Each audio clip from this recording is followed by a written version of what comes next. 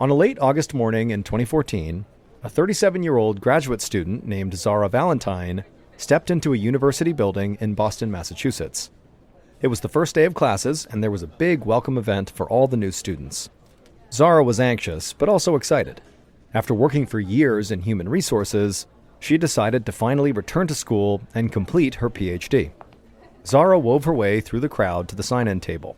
She grabbed a name tag, then went into the main hall, where her new classmates were clustered around tables, meeting one another and enjoying some refreshments. But as Zara looked around the room, she couldn't help but notice that she was one of the oldest people in the graduate program. She had always been a good student, but she had attended college a long time ago. And so Zara suddenly worried she may not fit in with her much younger-seeming classmates. Zara took a deep breath and steadied herself. She knew it didn't do any good to get rattled on the very first day. But just then her stomach rumbled. She had been so focused on the new student orientation this morning that she had forgotten to eat. Zara made her way to the buffet table, took a plate, and loaded it with some snacks, just as the dean of students walked on stage. Zara listened to a speech about the noble journey of higher education as she snacked furiously on mini sandwiches. Zara waited until the dean ended his talk before going back for seconds. One morning, a few months later, Zara sat inside of a lecture hall typing notes into her laptop as her professor went over the latest assignment. All of her classes so far had been inspiring, but also mentally exhausting. Her program covered a lot of ground quickly, and she was determined to keep up. As Zara's fingers flew across her keyboard, her mind was suddenly distracted from her professor's voice by the sound of people whispering. Zara stopped and glanced around her to see who was doing it. But the students in the row behind her had their heads down, taking notes too. Zara turned her attention back to the front, but minutes later, the whispering behind her started again. This time, she spun around much more quickly to catch the gossipers in the act. But it was the same students as before, still just totally absorbed in taking notes. They barely even noticed Zara. Zara stared at them, watching their eyes and hands as they typed. She wasn't sure, but something about their behavior made her feel like her classmates were just pretending to take notes, that they had been whispering and this was all just a ruse. Zara did turn back around to her laptop and did her best to try to reconnect with the lecturer, but now she couldn't focus. She was far too anxious to pay attention. Later that week, Zara was walking back to her apartment near midnight after a long study session at the library. On the corner of her street, she approached a neighborhood market. Despite the late hour, a couple of people were browsing the bins of fruit out front, while a few others were inside buying groceries. And a clerk stood behind the counter listening to the radio, looking bored. Zara knew she didn't have much to eat back at her apartment, so she went inside. Zara walked along the aisles looking at pastas and breads and condiments when a strange urge suddenly gripped her. She took a box of crackers off the shelf, pretending to read the back of it, and then slipped it into her backpack.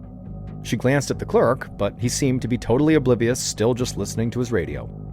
An electric thrill suddenly flickered through Zara's body as she realized she had just gotten away with shoplifting. She tried to play it cool, but she didn't want this feeling to stop. So Zara drifted over to a different aisle and slipped a fancy mustard into her pack too. And after that, some expensive chocolate. She almost laughed at how easy this was. Her brain was buzzing. By now, Zara's bag was feeling heavy with all her stolen items, so she made her way towards the entrance like she had looked around but, couldn't find what she wanted, and then as nonchalantly as she could, she walked back out the door onto the street. And then once outside, she strolled casually down the block, and then when she was out of sight, she gradually sped up until she was full on running. Nobody came after her though, and so Zara was consumed by this feeling of total euphoria. She had never done anything like this before. Back at her apartment, Zara spread out her haul on the kitchen counter, and seeing it all there was kind of surreal. It was amazing, but also at the same time, she was starting to feel kind of disturbed, like she couldn't believe she had done this. And then Zara's euphoric high kind of came crashing down, and she suddenly wondered if she should just take all this stuff back and apologize. But she didn't, and so she just kind of sat there with her feelings, wondering what had come over her. She had never stolen anything before, but it was like tonight, some other personality had taken her over. A few weeks later, just before the school went on holiday break, Zara was back in class taking notes during another long lecture. Her mind raced as she did her best to keep up. Just then, she heard a familiar murmuring behind her.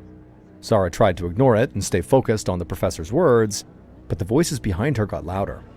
Zara whipped around to scold whoever was being so rude, but when she did, everyone near her had their heads down, typing or writing. Nobody was making any noise. But the situation made Zara's blood boil. Here she was doing her best, while other students who clearly didn't care were disrupting the whole experience for everybody else and then pretending they weren't as soon as she looked at them. So Zara decided she was going to stop this behavior today. Enough was enough.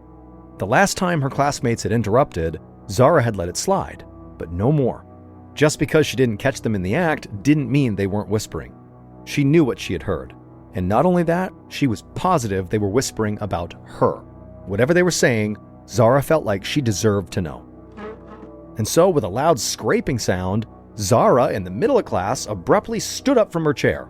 The professor heard the noise and stopped talking and looked right up at her. And soon the entire lecture hall was turned towards Zara. Zara stared back, scanning the eyes of all the students and the professor, trying to figure out who had been whispering this whole time. Their blank gazes irritated her. They all looked guilty, but Zara refused to be intimidated. She told the whole class in a loud, angry voice that she knew what they were up to. They could keep trying to hide it, but she knew they were playing a game and she was sick of it. Zara almost pitied her classmates, how trapped they were in their characters, reciting staged dialogue and acting out their assigned roles. It was all so blatant. She couldn't stand another second of it. Zara snapped her laptop shut, scooped it into her backpack, and stormed out of the classroom. The winter streets of Boston were cold and gray as Zara hurried back towards her apartment. She was eager to get home and away from all these people she couldn't trust. But as she ran down the hallway of her apartment building and approached her unit, she froze. Her front door was already wide open. Moving slowly in case there was an intruder, Zara tiptoed to the doorway and peeked inside. Furniture was knocked over, books and clothes were scattered everywhere. The place had been ransacked. Suddenly it hit her. Zara felt like a fool. Of course she'd been robbed by her own parents. She'd given them her spare key, and they must have come while she was at class. Zara knew they were in on the same game as all of her classmates and even her professor. Zara couldn't tell what her parents had stolen, but she was not about to let them get away with this. First, Zara deadlocked her door, and then she began surveying her apartment. She had a feeling that her parents had not only robbed her, but had also contaminated the place with some sort of poison. She rummaged through drawers and cabinets, looking everywhere, when her eyes suddenly landed on the refrigerator. Zara went into the kitchen and slowly opened the fridge door. Her groceries were still there where she had left them, but she knew something was off. Zara leaned in and smelled. Then she jumped back and slammed the fridge shut in disgust. She'd have to throw away all her food because everything inside of it had clearly been poisoned. Zara then picked up her phone to call her mother, Antoinette, and after a few rings, her mother answered. And Zara told her mother that if she or her dad ever came anywhere near her apartment again, Zara would hurt them. If they wanted this to get ugly, Zara wouldn't be the one to back down. Then she warned her mother to never call her again, and then Zara hung up. 1 month later, on a drizzly winter morning in February, a psychiatrist named Dr. Jonathan Lean prepared to meet with Zara at a Massachusetts psychiatric hospital for the second time. Their first meeting had been 1 month earlier when Zara had arrived at the hospital, accompanied by her very shocked parents and some social workers. By the end of that very first visit, Dr. Lean had helped Zara realize that the world was not out to get her. Instead, she was clearly having some sort of mental trouble and really needed professional help. And so Zara had actually agreed to check herself into that hospital for a full month of inpatient psychiatric care. Dr. Lean diagnosed Zara as suffering from a psychotic disorder, which is a serious mental condition that causes a person to have trouble staying in touch with reality. He put her on a regimen of antipsychotic and anti-anxiety medication and ordered extensive blood tests. The blood test results revealed that Zara was not getting enough of several key nutrients. She was also anemic, which is when someone doesn't have enough healthy red blood cells to carry oxygen to the body's tissues. Anemia alone can make a person's behavior erratic, although very rarely to the degree that Zara had shown. Nevertheless, after that first meeting, Dr. Lean had prescribed Zara a variety of vitamin supplements to combat her anemia, along with the other drugs to help with her mental disorder. And so now, after a full month of care was finally done, Dr. Lean was eager to see how Zara was doing. Tomorrow was her final day of inpatient treatment, and Dr. Lean was hoping that his prescriptions had helped her get back to her usual self. Right on time, there was a knock at the door, and then Zara entered and took a seat. Dr. Lean's heart sank when he saw her. Zara looked as frail as when she'd arrived. Her skin was pasty and pale, and her hair looked thin and scraggly. Dr. Lean asked Zara how she was feeling, but she just shrugged. She promised she'd been taking all of the vitamins and all the medications that he'd prescribed her, but Dr. Lean wondered if she was actually telling the truth. It didn't make sense to him that the meds wouldn't have any effect. Dr. Lean was very disappointed, but he had worked in psychiatry long enough to know how incredibly complex mental health really is. Patients respond to treatments at very different rates, and it might just take a bit longer for Zara to feel the effects of all of these medications. And so, Dr. Lean congratulated Zara on sticking with her treatment for the full month as promised, but told her that the next day her parents would be coming to take her home. He said he hoped that Zara would keep taking her medications until she fully recovered. Zara nodded blankly and stood to leave. As she did, Dr. Lean reminded Zara that she was always free to call him if she ever needed help, but Zara was already out the door and did not appear to be listening to him. The next day, Zara's mom, Antoinette, held her husband Robert's hand as they walked across the parking lot and into the lobby of the hospital where Zara had been staying. A receptionist at the counter told them that their daughter would be down soon. A few minutes later, Antoinette heard footsteps echoing down the hallway. She turned to see a nurse pushing Zara out in a wheelchair. Zara looked gaunt and exhausted. Antoinette rushed to give her daughter a hug, and when she did, her daughter's body felt like a bag of bones.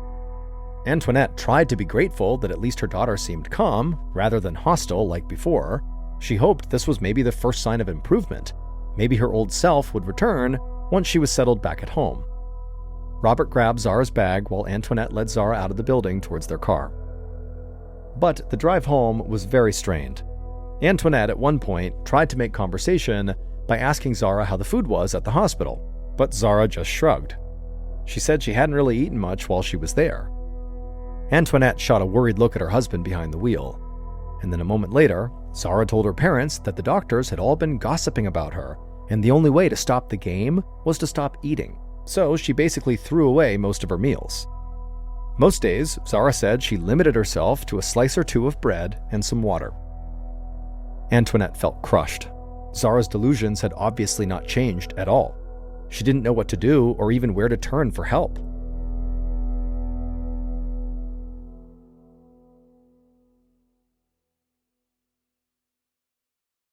Eight months later, a primary care physician named Dr. Maggie Portis was studying Zara's file a few minutes before Zara was set to arrive for her appointment.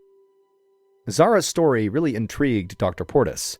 Zara did not drink alcohol, she had never suffered a head injury, and she had no family history of mental health issues. And yet, she'd spent a month at a psychiatric hospital for delusional behavior without showing any signs of getting better. According to her family, her delusions were still as strong as ever. Since being released from the hospital, Zara had gone to a number of doctors who determined that she had a vitamin deficiency as well as a thyroid issue. Zara was given supplements to boost her iron and vitamin B, and her thyroid issue was treated successfully. But none of those treatments had any effect on her mental health. She was still totally delusional. While Dr. Portis was lost in thought, a nurse notified her that Zara and her mother were waiting for her in an examination room. Dr. Portis headed down the hall, eager to meet her new patient, but the moment she entered that exam room, she was struck by how hollowed out and desperate Zara looked. Dr. Portis introduced herself, then had Zara undress and step on the scale. Zara weighed only 99 pounds, despite being 5 foot 6 inches tall.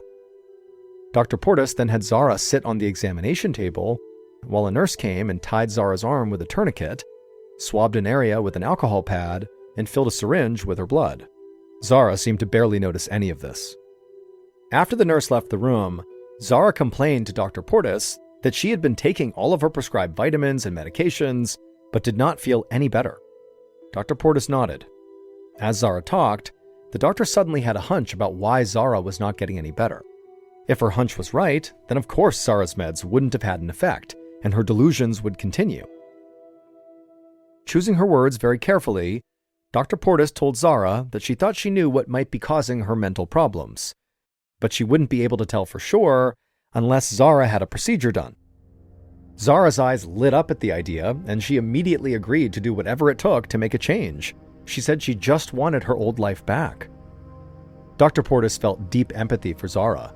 It was clear that she was afflicted by something that she really had no control over. Dr. Portis wrote down a name and a phone number on a notepad and handed it to Zara. She explained that it was contact information for a doctor who could perform a biopsy, which is a surgical procedure where tissue is removed from the body and then examined under a microscope. She promised Zara the procedure would be quick and painless, and it might bring her closer to solving her health issues. Zara clutched the piece of paper with both hands and thanked Dr. Portis. Then she sighed and leaned her head on her mother's shoulder and went limp with exhaustion. Dr. Portis wished Zara luck and then left them to have a moment alone. 2 weeks later, on a cloudless morning, a gastroenterologist, which is a doctor who specializes in diagnosing and treating diseases and conditions that affect the digestive system, named Dr. Simon Reed, shook his head in amazement as he surveyed the biopsy results of a patient's small intestine. In all his years in medicine, he had never seen a case quite like this one. A few minutes later, there was a knock at the door, and Zara entered. She looked thin and very nervous. Dr. Reed thanked her for coming in and told her to take a seat, and then he asked her how she'd been doing. Zara looked away from the doctor and out the window and then down at her hands. She told the doctor she felt like her real life was behind her now. She used to feel like she was just entering a promising new chapter, being back at school to finish her PhD, enjoying her own apartment in the city and thriving in her studies. But then everything just kind of went off the rails. She started doing these weird impulsive things without understanding why. It became hard to tell what was real and what wasn't. She couldn't trust anyone anymore either, like her parents. She couldn't trust them. She couldn't even trust herself. Dr. Reed was moved by Zara's story. He could tell that she was desperate for help, but didn't know where to turn, which was why he was so happy to be able to be the bearer of good news. He told Zara that her primary care physician, Dr. Portis, had been smart to tell her to go get a biopsy, because it led to the breakthrough Zara had been looking for. The tissue sample they had taken during the biopsy showed that all of Zara's physiological and mental symptoms were being caused by the same condition, and best of all, it was treatable. Zara would only have to make one life change, altering her diet. At the word diet, Zara's body froze. She narrowed her eyes and squinted at Dr. Reed like she was trying to read his mind. He recognized it as the paranoid behavior detailed in Zara's file. She suffered from the delusion that basically everyone was lying and no one could be trusted. But Dr. Reed promised Zara that he really was telling the truth, that this was the only way for her to get better. If she changed her diet, the delusions she was experiencing would go away. If she didn't change her diet, her delusions would only get worse. But the look on Zara's face told the doctor that she was not buying any of this. She scowled at Dr. Reed and shook her head in disgust. Then she got to her feet and moved to leave, but then stopped by the door and turned back around. She pointed a finger at Dr. Reed and accused him of being part of the game like everybody else, another traitor and liar trying to trick her with food. She told him that she wasn't going to fall for it, and then slammed the door and stormed out. Dr. Reed just sat there motionless, unsure what to even do. He was completely stunned by what had just happened. Several months later, on an overcast spring morning, Antoinette Valentine huddled in the front seat of the family car next to her husband, Robert. She felt a sense of dread hanging over them. Antoinette looked out the window at the familiar silhouette of the state psychiatric hospital, a sight she had seen too many times lately. But she hoped today would be the last. Her daughter Zara was finally being released following a court-ordered 3-month confinement. After storming out of Dr. Reed's office 6 months earlier, Zara's life had totally unraveled. She stopped picking up phone calls or checking in with anybody. She failed to fill out the forms necessary to continue her PhD program. She quit paying rent on her apartment and soon got evicted, and before long she was wandering the streets. Antoinette had not heard from her daughter in months until she had showed up at the family home, banging on the door in the middle of the night, acting completely erratic and strange. Antoinette tried to calm Zara down, but there was no reasoning with her. Robert had no choice but to call the police, who handcuffed Zara and took her away. Later, after Zara made more threats against them, Antoinette and Robert filed a restraining order against their daughter. Weeks after that, the phone rang in the middle of the night, and Antoinette immediately had a bad feeling. It was a nurse from a local emergency room with news that Zara had attempted suicide. She had been found alone and unresponsive, but fortunately, medics had been able to revive her. Since Zara's mental state was extremely fragile, she was being transferred back to the state psychiatric hospital, and so that was 3 months ago. But today, finally, Zara was being sent home. Antoinette took a deep breath, braced herself, and held her husband's hand as they walked into the lobby of the hospital. The receptionist told them that their daughter would be out soon. Antoinette could not stop pacing around the lobby as they waited. The last time she'd seen her daughter, Zara had been violent and disturbing. Antoinette worried that when she saw her daughter again, she would still be emaciated, or that she'd scream and throw a fit and refuse to go home. Antoinette's memory of their last encounter was still a fresh wound in her mind. But just then, there was the sound of footsteps, and Antoinette spun around. It was Zara, and she seemed like her old self, the one Antoinette remembered before all this started. Zara was clear-eyed and smiling sweetly, like she really was seeing her parents for the first time in a long time. Antoinette couldn't believe it.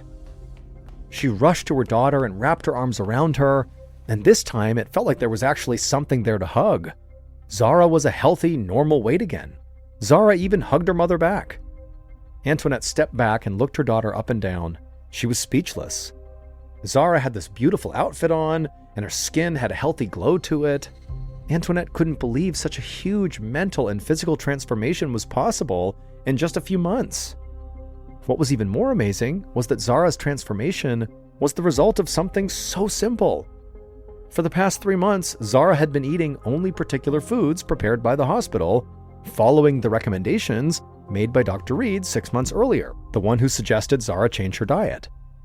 And now Antoinette saw proof that Dr. Reed had been right all along, just by looking at her healthy daughter smiling right in front of her.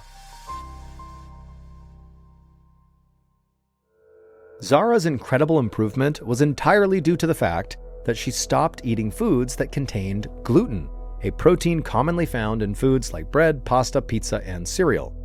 Dr. Reed had discovered that Zara suffered from celiac disease, which caused her body to have a severe reaction to any foods containing gluten. Though many people are diagnosed with celiac, often as adults, Zara's condition was the worst doctors had ever seen. Zara's immune system attacked the gluten that she ate so fiercely that it damaged her small intestine. Over time, her intestine became too inflamed to absorb vitamins or iron, no matter how many supplements she took. That's why she was so anemic and thin.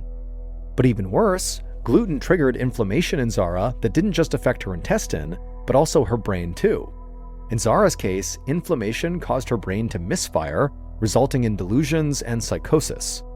She starved herself intentionally and became wildly suspicious of the people around her while starting to commit crimes herself. Not because she wanted to, but because it was like her brain was malfunctioning. But once Zara started a gluten-free diet, her inflammation subsided and the delusions were gone. Antoinette and Robert were ecstatic to have their sweet daughter back. The drive home from the hospital that day was one of the happiest in their family's history. Zara was affectionate to her parents and seemed very grateful to be thinking normally again. Zara understood now that gluten really was to blame for her life spiraling out of control, and so now all she wanted to do was make up for more than 1 year of lost time with her parents. Unfortunately, though, their joy as a family was very short-lived. A few months after Zara came home, Zara accidentally ate some food that contained gluten. Her delusions returned, but this time far more intensely. Once again, Zara became convinced that her parents were plotting against her, and this time she wanted to do something about it. Driven by her paranoid hallucinations, Zara went to her parents' house and tried to kill them. Thankfully, police arrived before anybody got hurt, but Zara was sent to jail. Unfortunately, we have no information on what happened to Zara after that, but her and her family's life has been forever damaged. All because of a little protein found in a slice of bread or a plate of pasta.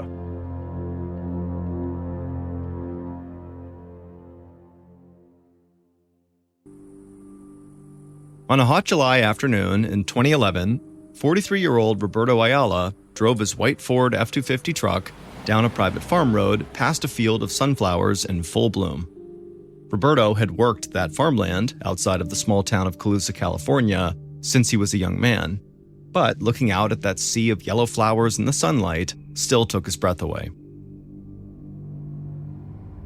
Roberto glanced over at the passenger seat and saw his 7-year-old son, Fabian, staring out the window, also transfixed by the flowers. Roberto smiled. He wanted all 3 of his kids to appreciate the beauty of nature as much as he did. The sunflower field was part of 1,800 acres of farmland owned by the Moore brothers, 2 wealthy and powerful men in their 70s. Roberto had started working for the Moore brothers decades earlier as a farmhand, and the brothers had taken to Roberto almost immediately. They thought Roberto was a natural farmer who understood the land even better than they did. And so the Moore brothers had quickly come to trust and rely on Roberto. They had looked to him to weigh in on major decisions about their farmland, like what to plant and when to plant it. And within a short period of time, Roberto had gained more responsibility within the Moore brothers' family business, and eventually they made Roberto their farm manager. Managing the Moore brothers' multi-million-dollar farm was a stressful job, but Roberto loved it. And he looked up to the Moore brothers like father figures who had given him a chance to succeed and who trusted him like he was part of their own family. In his truck, Roberto eased off the gas, pulled to the side of the road, and parked. He told his son Fabian to wait in the truck while he went out and did a couple of chores. Roberto's job, managing the Moore brothers' farmland, often required him to be on call 7 days a week, from sunup to sundown. So Roberto often took one of his 3 kids with him when he had to check on something at the farm.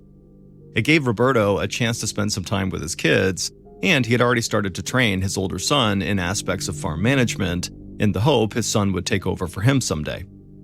But when Roberto was with his 7-year-old Fabian, he didn't pressure the boy to learn anything about farming unless Fabian asked. Roberto just liked sitting in his truck talking with Fabian in both English and Spanish, and giving him a chance to take in the beautiful Northern California scenery. Roberto grabbed a pair of rubber electrical gloves sitting between him and Fabian, and then he hopped out of the truck into the summer sun. Roberto was not a big guy, but he was very strong. He wore jeans, cowboy boots, and a cowboy hat, and he had salt and pepper hair and a thick, dark mustache. He took off his cowboy hat and wiped the sweat off his forehead with the back of his hand. Then he put his hat back on and walked away from the truck down the road a few feet towards a tall wooden pole that had a high-voltage electrical box on it about the size of a high school locker.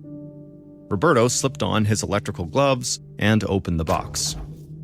This large metal box was one of many on the Moore brothers' farmland that housed electrical switches that controlled irrigation pumps used to water the fields of different crops at different times. Roberto turned on the irrigation pump, closed the metal box, pulled off his gloves, and began walking back towards his truck. But he stopped on the side of the road when he saw another truck driving towards him. The truck stopped a few feet away from Roberto's truck, and Paul Moore, the son of one of the 2 Moore brothers, stepped out. Paul was 47 years old, he was 6 feet tall, good-looking, and he had brown hair and green eyes. Paul waved to Roberto's son, Fabian, who was still sitting in his dad's truck, and then Paul trotted his way over to Roberto. Roberto had worked alongside Paul for almost 20 years. When they were younger, they had both worked in the fields together, but now as Paul got older, he had moved more into helping run the business side of the family farm. Paul and Roberto got along well, and they regularly checked in with each other, and it was assumed by almost everyone in the company that when the older Moore brothers retired, Paul and Roberto would essentially run the farm together. Paul and Roberto asked each other how their families were doing, and then they shifted gears and began talking a bit about the current sunflower and rice crops growing on the farmland. But then Paul got a strange look on his face, like he was embarrassed by what he was about to say. Roberto asked him what was wrong, and Paul said it was about his cousin, Peter. Roberto smiled and kind of shook his head. It was rarely good news when Peter came up. Peter Moore was a couple years younger than his cousin Paul, and the two had basically been raised as brothers. Their fathers had run the family farming business together for decades, and they had always intended to pass the land and the business onto their sons, who they hoped would run things together just like they had. But Peter had just never seemed ready to take on any real responsibility. When he was young, he had worked in the fields alongside Paul and Roberto, but he always seemed angry about one aspect of the job or another. And over the years, he had gained the reputation of having a bad temper, and he spent a lot of his time complaining about the way he felt mistreated by his father and his uncle. And over the years, Peter had also made a habit of blaming a lot of his problems on Roberto. He said Roberto was arrogant and bad at his job, and that he didn't deserve the respect he got from the Moore brothers. On the side of the road, Roberto asked Paul what Peter had done. Paul took a breath and told him that Peter was looking for a fight with Roberto, like a real physical confrontation. Roberto laughed. That sounded like something a kid would say. But Paul told Roberto he was being serious. Peter had spent years taking martial arts classes, and now he wanted to literally fight Roberto. Roberto laughed again. He thanked Paul for the heads up, but he said there was no way he was going to physically fight Peter or anyone else for that matter. Then Roberto and Paul shook hands, said they'd talk soon, and walked back to their trucks. Once he was back in his truck, Roberto asked his son, Fabian, if he'd had a good time coming to work with him. And Fabian said he had, and that he wanted to come to work with his dad more often. Roberto said, "Great, it's a deal," and then he hit the gas, drove down the road, and left the field of yellow sunflowers behind them. That night, Roberto, his wife, and 3 children sat around the dinner table talking. And Roberto laughed all over again when he told his family about how Peter wanted to fight him. Fabian and his big brother laughed along with their dad, but Roberto's wife and daughter were not amused. Roberto's daughter didn't like Peter at all, and she didn't trust him. She had gone to work with her dad a lot over the years, and she was old enough to understand that Peter did have it out for her dad. In fact, Peter didn't even hide his disdain for Roberto, and she had heard Peter say mean things about her father right in front of her. But Roberto told his daughter and his wife that there was nothing to worry about. Peter was all talk, and he would never have the guts to actually try to fight him. But later that night, as Roberto's wife lay in bed next to him, she was still worried. As far as she was concerned, Peter was an angry rich man who acted like the world owed him something. And she feared Peter would follow through with his latest threat, no matter how foolish Roberto thought it sounded.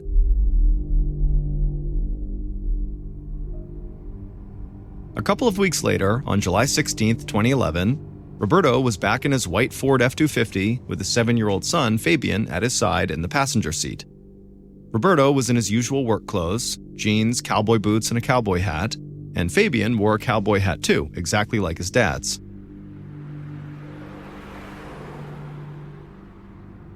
At about 1 p.m., Roberto drove past the sunflower fields, and a few minutes later, he glanced out his window towards one of the Moore brothers' rice fields. He pulled the truck over and parked on the side of the road. Roberto told his son to wait in the truck, and then he grabbed his electrical gloves, and he hopped out and walked towards a large metal high-voltage box on a wooden pole like he had done a couple weeks earlier. It was time for Roberto to irrigate this rice field. As his dad walked off, Fabian stayed in the truck as he was told, staring back at the sunflower fields in the distance. The young boy already shared his dad's appreciation for the beautiful flower. Then suddenly, Fabian felt the ground begin to shake, and the windshield glass shattered. Without thinking, Fabian threw his hands up in front of his face, and he felt shards of glass stinging his arms. Fabian screamed and looked around, totally confused. Growing up in Northern California, Fabian was already familiar with earthquakes, and for a second, he thought that's what this must have been. But then, Fabian stepped out of the truck, and he felt an intense heat on his face. He stumbled towards where his dad had walked off to, and when he looked out towards the rice fields, he began screaming and crying. He called out to his dad, but his dad didn't respond. Fabian looked up and down the isolated farm road, but there was nobody in sight, so the 7-year-old boy just turned around and began running back down the road towards the sunflower field. Fabian ran as fast as he could, and as he did, his cowboy hat fell off the back of his head, but Fabian didn't even stop to pick it up. He just kept on running. Several minutes later, Fabian reached the sunflower field. He'd gone to work with his dad enough to know there was a small neighborhood on the other side of this field, so he rushed into the tall stalks of the flowers and ran through the field as fast and as hard as he could. But as Fabian ran, he felt his feet sinking into the mud that recent irrigation had caused. Fabian stopped, bent down, and pulled off his shoes and socks. Then he just kept on running through the field barefoot, holding his shoes in his hands. As he ran, tears streamed down his face, mud covered his feet, and his legs felt like they were on fire, but Fabian did not stop. Finally, after running 2 miles barefoot in the hot summer sun, the 7-year-old boy burst out of the field into a clearing. He looked up and he saw a few small houses on the other side of the clearing, so despite being totally out of breath, he forced himself to just keep on running.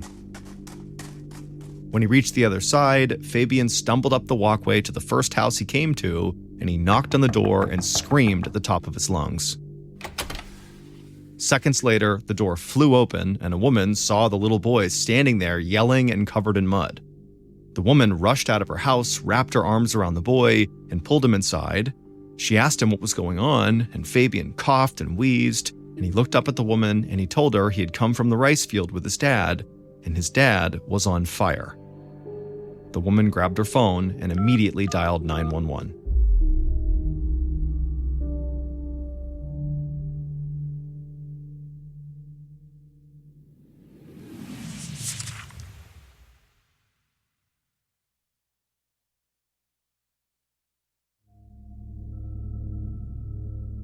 A few minutes after the woman called 911, Detective Dave Salm of the Colusa County Sheriff's Department stepped out of the small sheriff's station and walked across the lot to his car.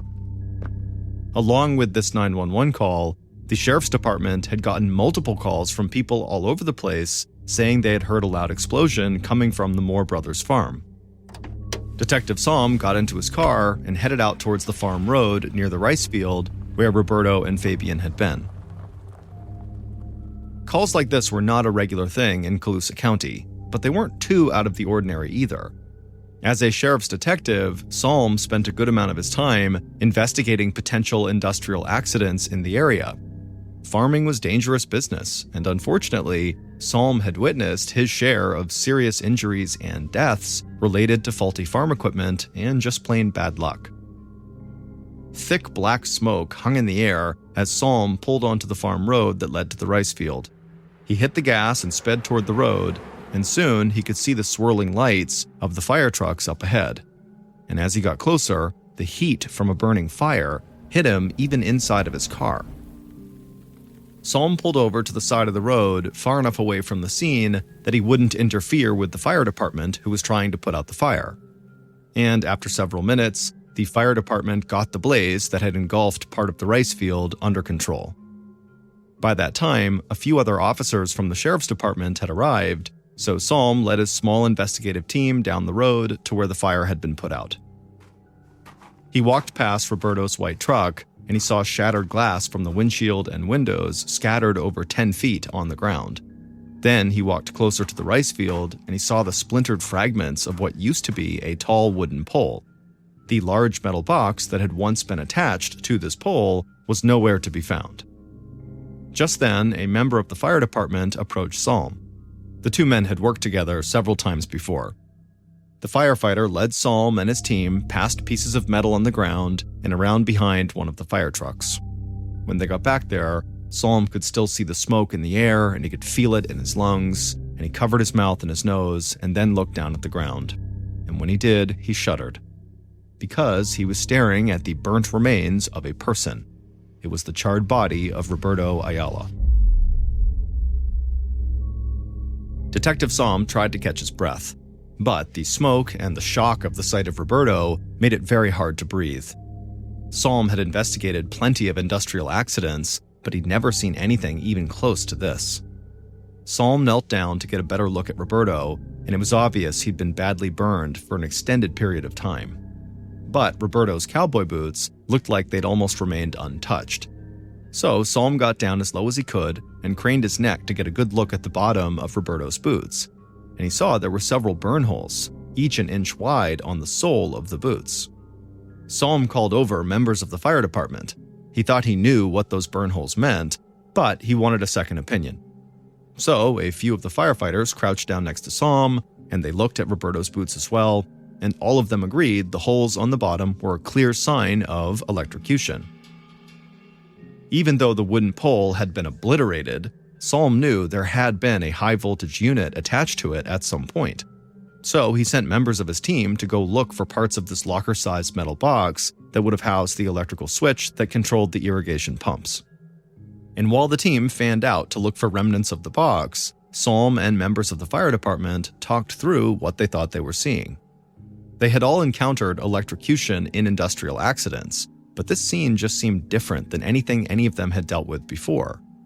There was so much damage to the wooden pole, to the rice field, and even to Roberto's truck that this looked like a far bigger thing than just a malfunction within the high-voltage box. Detective Psalm prided himself on his work ethic and his commitment to his community, but he never pretended to be some kind of Sherlock Holmes who could figure everything out. And he was more than willing to admit that he had no idea what had happened to Roberto and that he badly needed help investigating this. And so Psalm grabbed his phone and reached out to Pacific Gas and Electric, the utility company that provided natural gas and electricity services to millions of Californians. And later that day, that company sent crewmen out to the scene, but when they arrived, they felt as lost as Detective Psalm was. They told him they had never seen a blast radius on that scale in any kind of incident involving a high-voltage unit like the one Roberto would have been using. Then, members of Psalm's team returned to the scene with the door of the high-voltage box that was on that pole, and they said they had found it over 150 feet away from where it had first been on the pole. And when Psalm and members of the fire department heard how far that door had flown from this explosion, they admitted that they really didn't know if the explosion had been an accident or if maybe it had been caused by a bomb on purpose.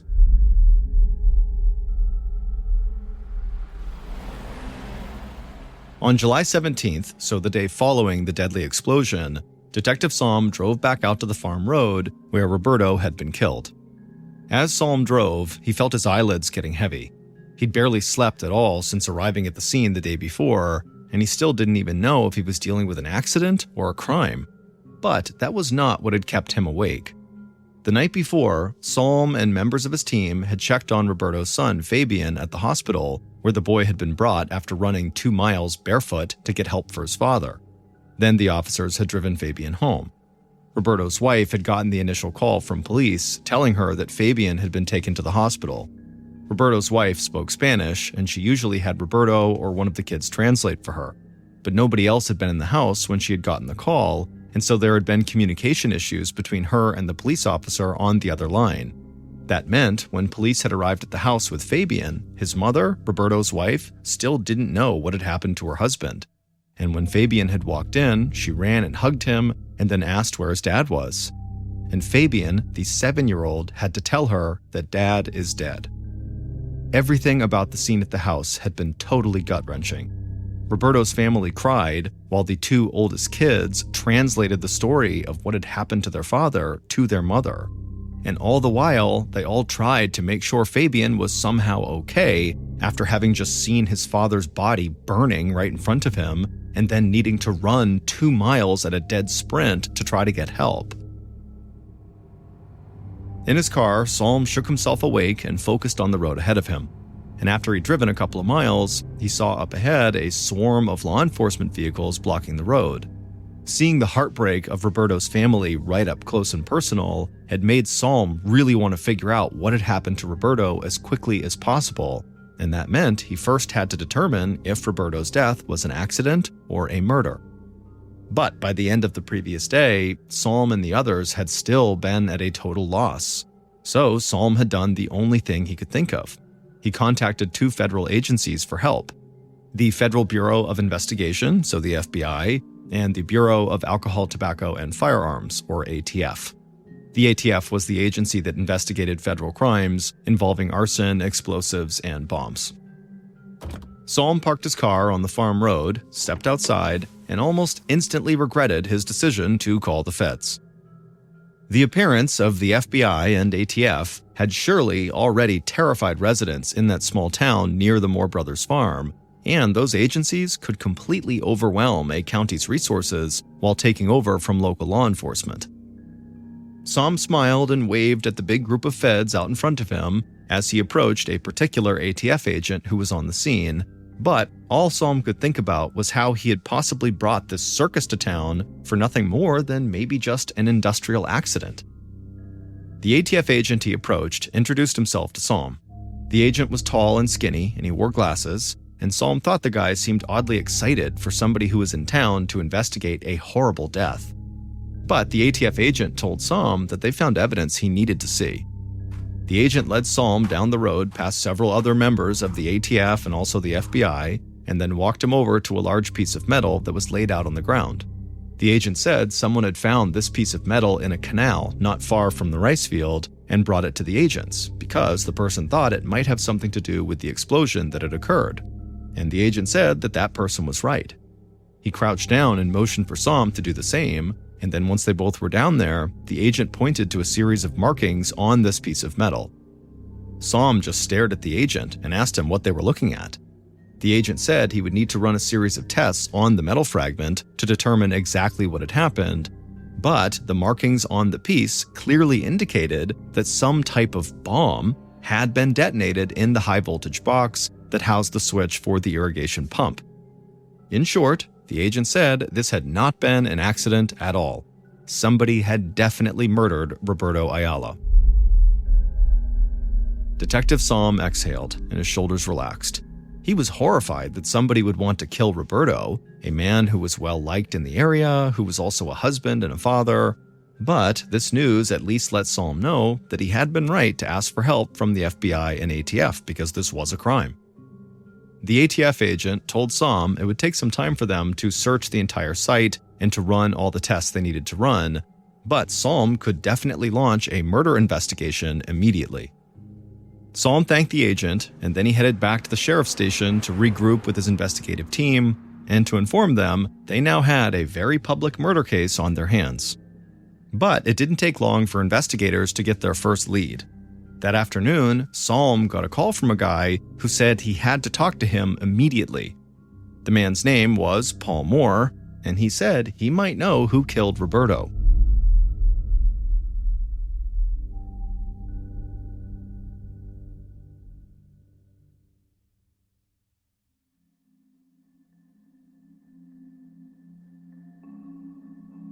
Later that day, Paul Moore, the heir to the Moore Brothers farming business, stepped into the sheriff's station.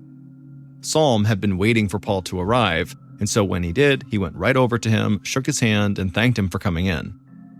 Everybody in the sheriff's department knew Paul well from just living in the area, and they were used to seeing him laughing, telling stories, and pretty much just lighting up any room he walked into.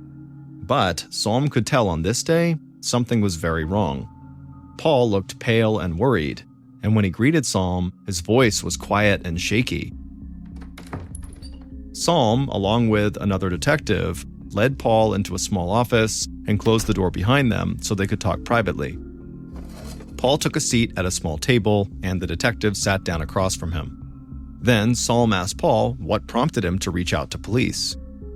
Paul cleared his throat, and then in a quiet voice, he told them what had happened over the course of the last day. Paul said that he and his father had been eating a late lunch together when they got the call about Roberto.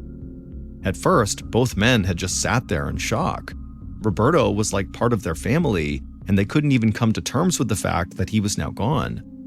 But once they heard there had been some sort of explosion and that's what had killed Roberto, they immediately began to blame themselves.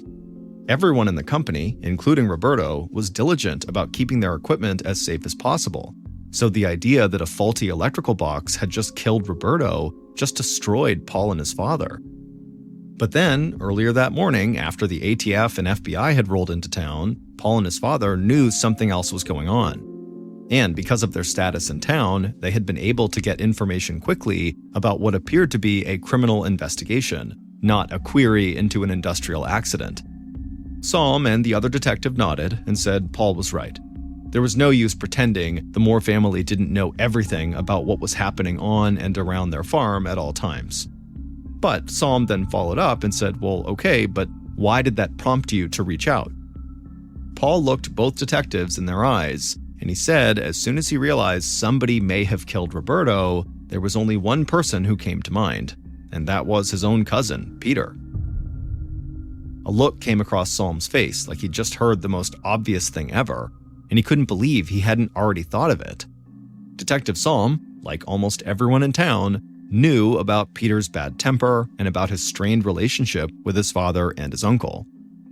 Paul said that his cousin Peter had always been a total jerk to Roberto, and just recently, he had even threatened to physically fight Roberto. Paul usually just told himself that his cousin was all talk and that he would never actually do anything to Roberto, but recently, Paul said Peter really seemed more angry than usual at Roberto. Paul reached into his pocket and pulled out his phone. His hand was shaking as he pulled up text messages between him and his cousin Peter. Paul held out the phone, and the detective working with Psalm took it from him. Then he and Psalm scrolled through a series of text messages that Peter had sent to Paul over the past couple of weeks, and in these texts were a series of very harsh criticisms of Roberto. Peter had messaged Paul to tell him that the rice fields were a total mess and that it was all Roberto's fault, and that Roberto really needed to be fired. There were also text exchanges between the cousins in which Peter talked openly about wanting to physically attack Roberto. After talking a bit longer, the conversation reached its natural conclusion, at which point Paul got up and Psalm thanked him for coming in, and then after Paul had left, Psalm quickly gathered the other members of his team. Peter's very hot-tempered reputation and those text messages they had just seen were enough to immediately make Peter their primary suspect. But there was something else that jumped out to Detective Psalm. The ATF agent that Psalm had met with said he believed whoever planted the bomb that killed Roberto would have to understand how the electrical equipment worked, because the bomb had been connected to the high-voltage system used to start the irrigation pumps. And Detective Psalm knew that Peter had spent the bulk of his life on the family farm, and he had grown up learning every aspect of the business, so he would absolutely know how the electrical equipment worked. So Psalm didn't waste any time. Using the text messages from Paul and evidence the ATF and FBI had found at the crime scene, Psalm secured a warrant to search Peter's house and to conduct around-the-clock surveillance on him. Psalm hoped he could bring this case to a close within a couple of days. On July 19th, so 3 days after the explosion that killed Roberto, Detective Psalm and his team rifled through everything inside of Peter's house. As Psalm led the search, one thing kept coming into his mind, and it wasn't Peter's possible guilt or even the explosion itself. It was the bravery that Roberto's 7-year-old son Fabian had shown. This boy had been just feet away from the explosion. Shards of glass literally had flown at him, and he had seen the horrific sight of fire ravaging his father's body. But this little kid had turned and ran miles to get help. As terrified as he must have been, he had done everything he could to try to save his father. So Psalm told himself that he not only owed it to Roberto to solve this case, he also owed it to Fabian. It was Psalm's job now to do everything he could, just like Fabian had done. Psalm was standing in Peter's home office when a deputy came in to tell him that Peter and his wife had just pulled up in front of the house. Psalm nodded and went to meet them. Peter was already rushing towards the front door when Psalm stepped outside, and Peter started yelling immediately. He wanted to know what the police were doing there, and Psalm told him they had a search warrant, and so Peter knew right away that he had to be a suspect in Roberto's murder. Then Peter did something that took Psalm by complete surprise. Right there in front of his wife and other police officers, Peter launched into a tirade about how arrogant Roberto had been and how he had never liked Roberto. But Peter said that just because he didn't like Roberto, it didn't mean that he, Peter, was a killer. After this exchange, Psalm just nodded and walked back into the house to continue the search, while other officers stayed outside with Peter and his wife. The initial search of Peter's property didn't provide police with a smoking gun or anything like that, But they did confiscate Peter's computers and his cell phone. And when Psalm left the house, he was still convinced Peter was the killer. This guy couldn't even contain his hatred for the victim, while police were actively searching his house. But as investigators began their surveillance of Peter and they continued to search other properties that belonged to Peter, this case would take a baffling turn. And Detective Psalm would soon start to feel like he was living in some kind of Hollywood crime thriller. On the morning of August 12th, almost a month after Roberto's murder, Detective Psalm sat down at his desk at the sheriff's department, and when he did, he saw there was an envelope with the words Ayala case written on it.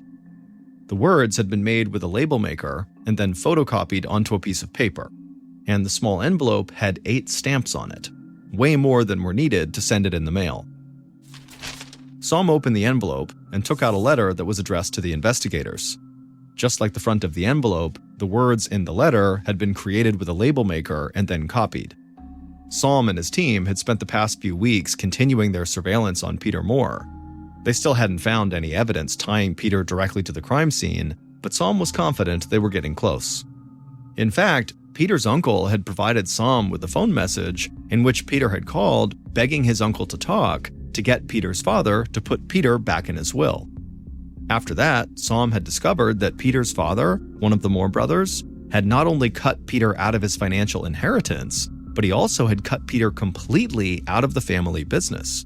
So Peter wouldn't take over at all when the Moore brothers retired. Instead, Paul would run the company, and Roberto Ayala would be his right-hand man. All of the clues in this case pointed right to Peter, as far as Detective Psalm was concerned. But now Psalm was staring at this bizarre letter, and he had no idea what to think. The letter was written by a man who claimed to be a hired assassin. The assassin said that he had been paid to take out Roberto by a well-known violent international criminal gang called MS-13. The assassin said that Roberto's brother had tried to rip off members of MS-13 in an international drug deal, and so they had Roberto killed as revenge. But that wasn't all. The assassin said MS-13 wanted him, the assassin, to strike again and kill Roberto's brother and other members of his family next. But this assassin said they had seen the light and did not want to kill anyone anymore, so he was now trying to help the police without giving himself up. Psalm put the letter down and just stared off into space for a minute. He was a detective in a small sheriff's department in a small county. This case was already bigger than anything he'd ever dealt with, and now he had this letter from an assassin like a cop would get in some kind of a crazy action movie. None of this made any sense to Psalm, and he was at a loss for what to do next. So he reached out to his new contacts in the ATF and the FBI and shared the letter with them. The federal agents agreed with Psalm that the letter was very strange, but they didn't want to ignore any possible lead. And so they started to investigate the MS-13 crime group to see if they could find any connection to Roberto, his brother, or anybody else in the county. Then, 2 days later, Detective Psalm was back at the station, and he found another envelope with the same kind of label on it as the last one sitting on his desk. And when he opened this envelope, he found a single page with a detailed diagram of the bomb that was supposedly used to kill Roberto. Psalm immediately contacted ATF agents, and when they looked at this diagram, they confirmed that it matched the type of homemade bomb they believed had killed Roberto. So whoever sent this diagram, professional assassin or otherwise, definitely had intimate details about the murder weapon. So, over the next week, the investigation shifted focus to MS-13 and the letters Psalm had received. Still, Psalm never gave up on the idea that Peter Moore had been involved in Roberto's murder in some way. But Psalm still could not find clear evidence that could tie Peter to the murder. And investigators also couldn't identify or locate this mysterious assassin who had supposedly sent these letters. So Psalm and his team started to lose hope. They had felt kind of overwhelmed from the beginning of this investigation, and now things had gotten so crazy and far-fetched that they couldn't even see how they were going to figure out what had really happened to Roberto. And Psalm really felt guilty, like he was letting Fabian and the rest of Roberto's family down. On August 20th, over a week after that first letter arrived, Psalm was sitting at his desk. At this point, he almost expected something totally bizarre and straight out of a movie to happen daily in this investigation. And almost on cue, Psalm's phone rang. He answered, and he heard a muffled voice on the other end. Psalm asked who was calling, but the person wouldn't say who they were. They simply said they had information about Roberto's murder that investigators needed to hear. Then, the caller said one simple thing and hung up. And once again, Detective Psalm sat there stunned. This just seemed like more crazy movie stuff to him. But then he felt a jolt of energy. Something the anonymous caller said suddenly made complete sense to Psalm. He got up from his desk and called his team together. Then he contacted the federal agents who had been working with them. Psalm told them all about this phone call he just got, and then he showed them a piece of evidence that he thought supported what the caller had just said. And everyone on the team thought Psalm was definitely onto something. It would take several weeks for investigators to put everything together, but they would eventually figure out what happened to Roberto out on that isolated farm road.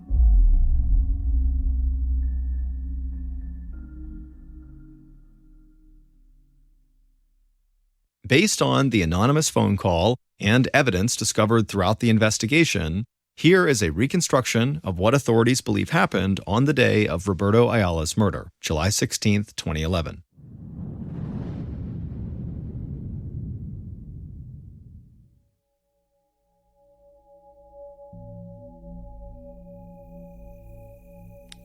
A flashlight clicked on, but it was still very dark on the secluded farm road.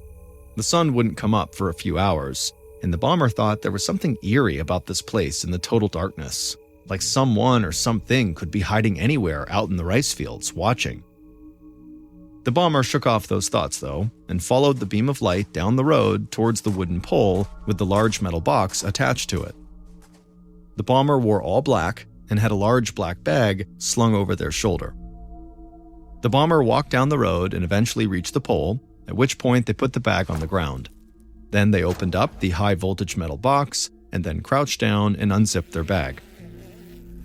They shined the flashlight into the bag, and they could see the homemade pipe bomb they'd constructed.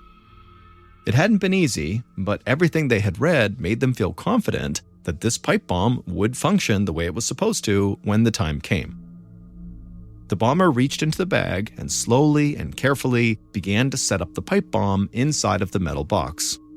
There was a line that would be pulled when the door to the box was opened and the irrigation switch was flipped, and that line would engage a trigger that would set off the explosives inside of the pipe bomb. As the bomber worked, they could feel sweat dripping down their forehead, but they took a deep breath, kept their hands steady, and finished the job. The bomber closed and locked the door to the metal box and exhaled. Then they walked back down the farm road to their vehicle and drove into the darkness. Now all they had to do was wait.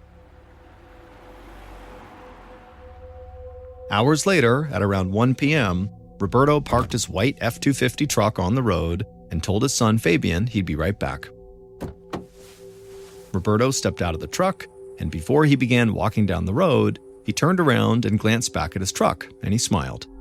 He could see Fabian looking back at the sunflower field in the distance. Roberto turned back around and continued walking towards the pole, and as he did, he put on his electrical gloves, and then when he reached the pole, he opened up the door to the high-voltage metal box and flipped the switch to start the irrigation system. The explosion was enormous and instantaneous, and Roberto actually died instantly from electrocution coming out of the box. But as his body fell to the ground, it was wreathed in flames caused by the explosion of the pipe bomb. The ground shook, and in the truck, Fabian was covered in pieces of glass from the shattered windshield and windows, but Fabian remained courageous and leapt out of the truck and ran towards his father, who was literally on fire. Fabian thought about trying to reach through the flames to pull his dad's phone out of his jeans pocket to try to call for help, but the fire was just too much. And so after taking one last look at his dad, the 7-year-old turned and just started running. Later that afternoon, one of the Moore brothers' phones rang. It was the police, and they were telling him what had happened to Roberto. He hung up and he started crying. Then he looked across the table and told his son what he just heard. His son looked stunned. He said there was no way this could be true. But as an outward expression of hurt and confusion came across the son's face, internally, the son felt completely relieved because he knew his homemade pipe bomb had just worked. Paul Moore had killed Roberto, not his cousin Peter, who Paul immediately had thrown under the bus. It would turn out that Paul hated Roberto just as much as Peter did, but Paul did a better job hiding it. And when Peter had lost his inheritance and his chance to someday run the family farm, Paul had begun to fear that his father and uncle could do the same thing to him. And then the Moore brothers had begun to talk about possibly making Roberto a financial partner in the business, and at that point, Paul had just had enough. And so Paul got to work building his pipe bomb. He knew Roberto's irrigation schedule, so he knew exactly when and where to plant the bomb. While he waited for the day to come that he would be able to kill Roberto, Paul began accumulating evidence that would send investigators directly to his cousin Peter. In fact, Paul was the man who had brought ATF and FBI agents the piece of metal found in the canal that made it clear Roberto had been killed with a bomb. But when investigators failed to arrest Peter right away, Paul had decided he would need to throw them even further off of his trail. Paul was the one who had created the letters from the assassin, and he had dreamed up the story about Roberto's brother being connected to MS-13. Paul thought it was a perfect plan, like something right out of a movie. But it was actually the fake assassin letters that eventually got Paul busted. The anonymous caller who contacted Detective Salm told him that he was looking into the wrong cousin. Paul, not Peter, was the guilty party. At first, Salm had thought the anonymous caller was maybe just Peter trying to now throw suspicion on Paul, but then, as Salm thought about it, something from early on in the case came back to him. In the text message exchanges between Peter and Paul often used numbers as abbreviations for words, like using the number 4 in a sentence like, "I have something for you." He would actually put the 4 instead of FOR. And when Salm went back to the letters from the supposed assassin, it turned out the assassin used the same type of abbreviations. And so with this anonymous call, which by the way would stay anonymous, we don't know who called that in, and the connection between Paul's texts and the assassin's letters, Salm and his team searched Paul's home. And tucked away in his office, they found evidence that did link him to the diagram of the bomb that the alleged assassin had sent to the police. And soon after that, police arrested Paul. Paul was found guilty of murder and sentenced to life in prison without parole. Roberto's son, Fabian, who had so bravely tried to run to save his father on the day he was killed, spearheaded a project to erect a memorial in his father's honor at the elementary school where Roberto had gone as a child. And in 2022, Fabian graduated from high school as a varsity football and soccer star.